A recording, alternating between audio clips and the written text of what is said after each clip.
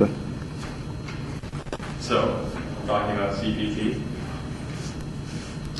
So far we've only looked at continuous symmetries, the symmetries that are described by the interference and the limiter and all that good stuff, that are symmetries of the Lagrangian. They're continuous.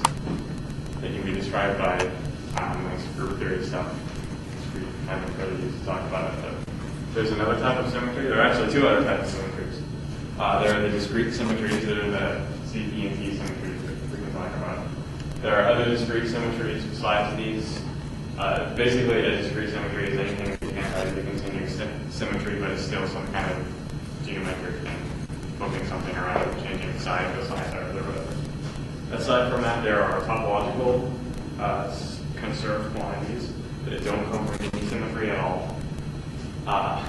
We sort of talked about this way back in the beginning when we talked about the example of the solenoid and how you have a magnetic field inside it, no field outside it, but you can't gauge away the potential outside of it. If you try, you can gauge away the potential to singularity at 1.0 everywhere else. That gives you something topological about it, because now there's a winding number. The physics depends on how many times something goes around it. That indicates that there's something topological going on about the system. We won't really talk about topological charges unless we run out of time and don't know what else to talk about, or have to make up a lecture because something's sick or something. But they're very interesting, and I encourage any of you, if you're interested in anything about topology, to study topological field theory, because there are all kinds of really cool things in it that you don't get in this normal stuff. So we're going to look at three important discrete symmetries: parity, P, charge conjugation, C, and time reversal, C. And these are important because they give us selection rules. They can give us new interesting physics. They can give us all kinds of things that the other symmetries gave us before. Through this conservation and all kinds of stuff. And these symmetries aren't always actual symmetries. Sometimes they're violated in certain types of interactions. And the nice non-interacting things we've looked at so far, these will all be actual symmetries. When you look at things like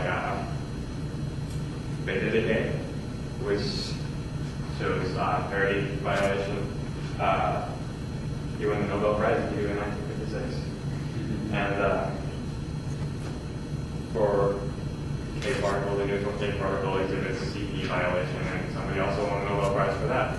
And we think that the total CPT symmetry, the combined symmetry between one and the other is always conserved. And nobody's found any good reason why that shouldn't be conserved. And if it's not, then it's really bad, because the requirements for conserving the whole symmetry altogether are pretty nice things that we like to have in physics, like Lorentz invariance. So if we found CPT was violated, somehow that could be included. If Lorentz invariance isn't really a symmetry. There are also others, I forget what the technical.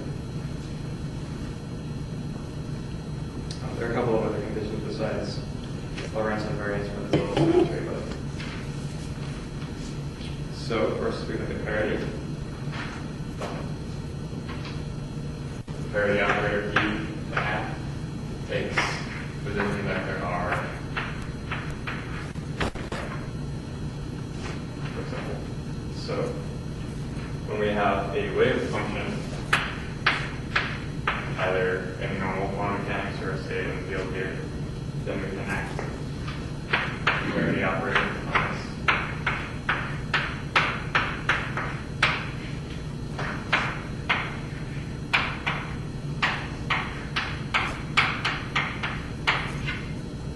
So the parity operator acting on this gives some number of times this reflected. And this some number here is called the intrinsic parity of the particle. It's sort of the intrinsic parity of the state. Sometimes we just call it parity, and it's sort of a different thing, but we use them to mean the same thing. Because we want parity operations to preserve probability, this has to be a unitary operator. Since it has to be a unitary operator, the normal of this has to be 1, because if I take something like psi, this has to stay the same under this parity transformation, because there's one same probability.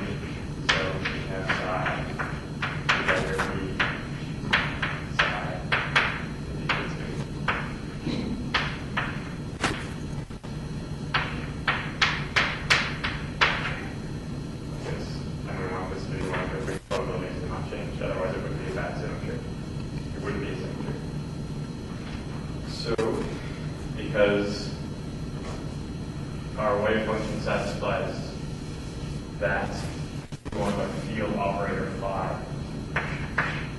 to satisfy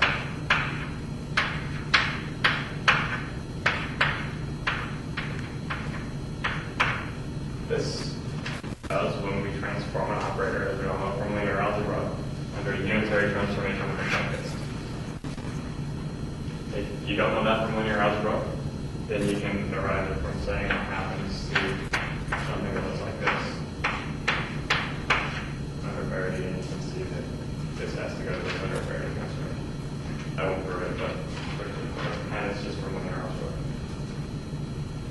So we can look at the complex conjugate of this and say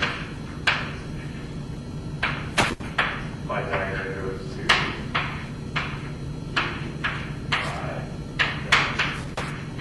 dagger twice. And this is equal to, because of this idea,